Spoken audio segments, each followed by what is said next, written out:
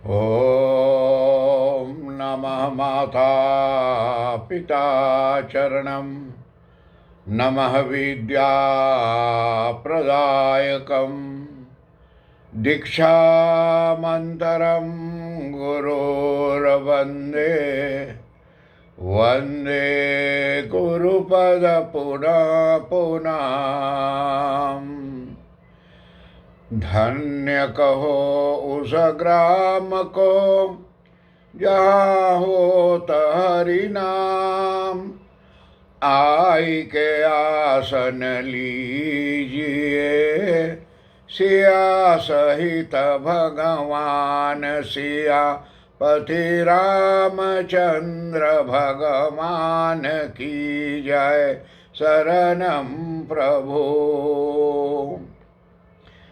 परम आदरणीय हमारे आज की कथा को श्रवण करने वाले भक्त प्राणियों, हर एक बड़ों को प्रणाम, छोटों को आशीर्वाद देते हुए और यही आग्रह करूँगा कि आज फिर भी हम लोग बैठ करके बड़ी प्रेम से संपदा माता की कथा गौ माता मंदिर देनहाक शहर से और पेश किया जा रहा है। बड़ी खुशी की बात है कि हमारे भारत देश का और गोरखपुर का गोरखनाथ मंदिर का पुजारी हमारे पंडित कृष्णा शर्मा जी, जो आज गौ माता मंदिर में सुबह सुबह इतना गौ माता को भेजा है वीडियो पर, और मैं वो गौ माता आप हर एक को भेज दिया है, जिसमें हरे रामा हरे कृष्णा का पाठ होता है। सुनील सैक्य जी, जो हमारे राजस्थान का मंदिर का व्यवस्था का बन रही हैं, और जितने लोग हमारे जा कर के और सहयोग देते हैं मंदिर गौ माता मंदिर को, प्रेमचंद बुझावन जी जो मॉरिशस से भेजे हुए हैं संदेश, आप हर एक को, सारा दुनिया के लोग, और ख़ास करके मेरा बेटा विश्व गौरव सिंह जो प्रयागराज भारत देश से और भेजे हुए हैं संदेश, हर एक को मैं बारंबार कोटान स्वागत करते हुए नम्र निवेदन करूंगा कि हम लोग आज की कथा श्रवण करने की महती कृपा करें।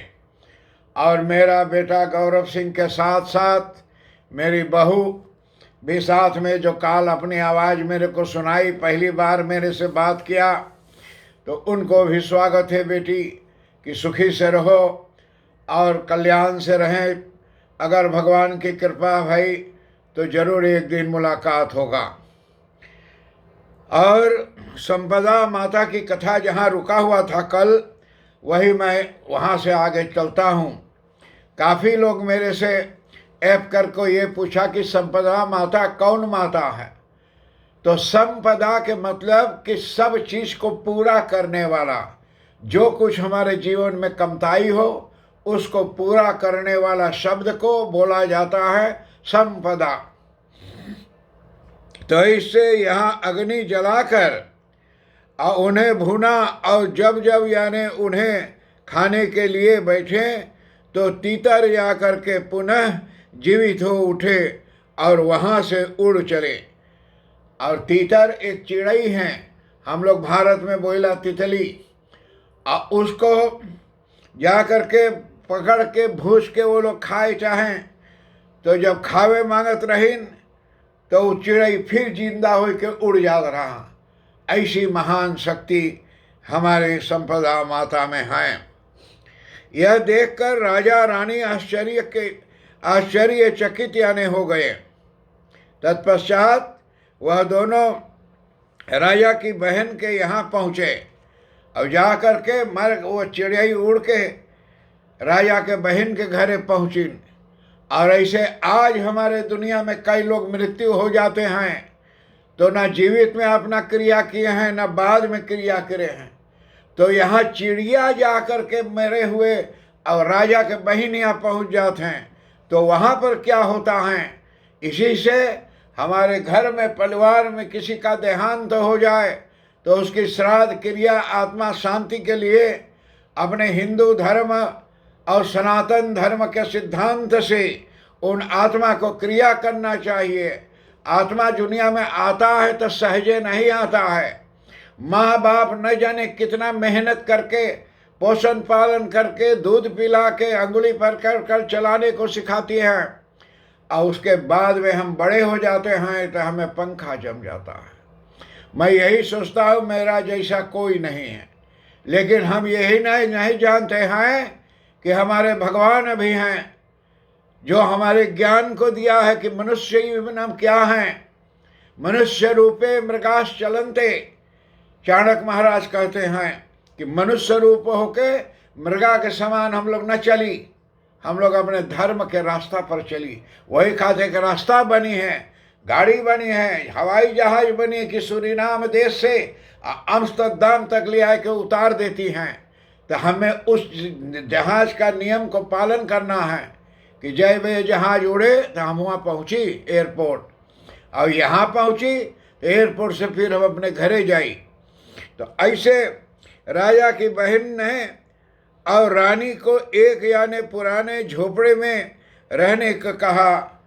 राजा के बहन रानी से कहा थे कि एक झोपड़ी में जाकर टूटा मड़ई में रहो, और राजा रानी को ने और देखा कि उनकी बहन की बहुत सा धन वहाँ पड़ा है। राजा रानी देखे हैं क्योंकि बहनिया के ढेर पैसा बा। ऐसे राजा रानी के झोपड़े में पहुँचते ही वह धन गायब हो गई। तो राजा रानी को लालच हो गए कि हमारे बहनिया के ढेर बने हुए चली। तो जैसे हुआ पहुँची झोपड़ी में, वैसे वो सब धन गायब हो गए, अलोप हो गए धन। और जा करके तब यानी इस चोरी का इल्जाम राजा रानी पर आ गया। तो राजा रानी बेचारा एक ना छुई न सब अलोप हो गए। लेकिन राजा रानी के चोरी के यानी जा करके इल्जाम लग गया, और वो वहाँ से चले गए और वहाँ से अपने ही मित्र के घर पहुँचे। तो राजा रानी वहाँ से जाए के अपने संगतिया के घरे मित्रों के घर पहुँचे, और जा करके मित्र ने राजा रानी को एक पुराने झोपड़े में रहने को कहा, और राजा ने वहाँ रहे। और तब उन्होंने देखा कि वहाँ पर एक यानी एक खूंटी पर और बेश की मती हार देखा टंगा हुआ है। जाकर हुआ देखे तो देखे एक बेकिस्मती यानी बेकीमती कि जन की कीमत ना है उतना धनी उतना महंगा वाला एगो हार हुआ टंगल है, और दीवार पर मोर बना हुआ है, और दीवार में छापा बनल है मोर का, जैसे यहाँ मंदिर में अनेक छापा टंगा है। तो वहाँ देखे एक मोर के छापा, तभी वह मोर प्रकट हुआ और उस हार को यानी निकल गया। तो मोर जब देखे छापा तो देखे कि मोर जिंदा हो गए, और हार जो रहा हो के मोर उठा ले गए ले। यह कलंक भी यानी राजा के सिर पर आया। अब लोग सोचे थे कि राजा ही चुरा ले हार, लेकिन वो तो मोर लेके चला गया। राजा रानी वहाँ से भी निकल गए। हुओं से राजा रानी निकल गए, बोले हियो कलंक लगल। बहनिया बोले ओकर सब धन दौलत हम लोग चुरा ले ली। संगतिया यहाँ आयली बोले हम ओकर हार चुरा ले ली, और हार तो मोर जो रहा तो प्रकट होकर उठा ले गए। राजा रानी ने विचार किया कि अब किसी के घर नहीं जा रहेंगे। अब सोचा था कि अब कोई घर ना रहा, अपितु मेहनत करके अलग रहकर अपनी जीविका चलाएंगे। और यह सोचकर वह चले गए, और उन्होंने देखा कि पास ही एक यानी उजाड़ बगीचा है। तो देखे गांव में एक जगह एगो उजाड़ बगीचा है। बगीचा के मतलब कि एगो तैन है, पार्क हैं, और वो उजाड़ है कि अब कोई बस्ती उस्ती नहीं है, कोई मनई ना रहे हुए हैं, और जिसकी हरियाली नष्ट हो चुकी हैं। देखा तो हमें जितना फूल पत्ता रहा सब झुराए गए रहा, जैसे हमारे घर के हमसोई के भाजी हमारे सब झुराए गए। इसी तरह से सभी पेड़ पौधे सूखे हैं, जितना पेड़ पालो रहे सब सुखाए गए वहाँ के। बस उसी बाग में जाकर आराम करने लगे राजा रानी। और तभी थोड़ी देर में ही वहाँ बाग हरा भरा हो गया। तो थोड़ी देर में हुआ जब राजा रानी जाकर रहे लगिन कि सब चीज़ सुखाए गिरा झुराए गिरा। तो राजा रानी थोड़े देर में देखा थे कि वो बगीचा के सब फूल फल हरी पेड़ पालो सब हरियाए गए, हरा होगा। यह देखकर बाग का मालिक बहुत प्रसन्न हुआ और राजा रानी से पूछा कि हे राजा रानी, और राजा रानी से पूछा तो राजा रानी ने कहा कि हम साधारण लोग हैं, यहाँ से जा रहे थे, बस इस बाग में विश्राम करने लगे। और बोले हे ज्ञात नहीं यह सब कैसे हो गया। बोले हमो नहीं यहीं लग कैसे ही हो गए सब। राजा रानी से पूछी तो बोले हम लोग तो साधारण लोग हैं, यहाँ से पास होते रही तो यहाँ हो गए, हम तो अभी चले जाएंगे। लेकिन बाग के मालिक ने अब उसे जाने नहीं दिया, तब अपनी सेवा में रख लिया। राजा वहाँ सेवा करने लगे और रानी फूलों की यानी गुथमाला और बना करके बेचने लगे। जैसे हमारे घर का अमसोई के भाजी झुरा गया तो मेरा बेटा महेंद्र गुदर ने अपने घर से रात को टमाटर के पलांसू लिया के बीज और हमारे बगीचा में लगा दिया। अब वो टमाटर सब हरियाने लगा। तो बहू भी देखी तो बोले अच्छा महेंद्र घर से लाया तो यहाँ लगा दिया, हरा भरा हो गया। तो इससे हमारे भक्त प्राणियों ये क्या है, सत्य का भावना है। और सत्य के तन मन धन से कुछ करो तो सब कुछ का फलित होता है। और यह सत्य मन तन से ना करो तो हमारे सब चीज़ बेकार हैं। इसी से हम लोग जितने लोग हैं इस दुनिया में, हम लोग कोशिश करें कि अच्छाई करने के लिए। कारण कि और आगे क्या हुआ, तो ये आगे जो हुआ सो अगले बार की कथा में आप लोग श्रवण कर पाएंगे।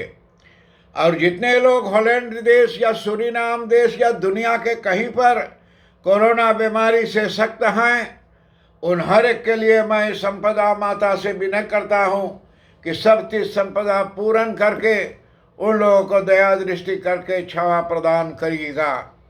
और बारंबार विनय करता हूँ कि आज की कथा जो हैं तो यहाँ समाप्ति के सीमा तक आ चुकी हैं।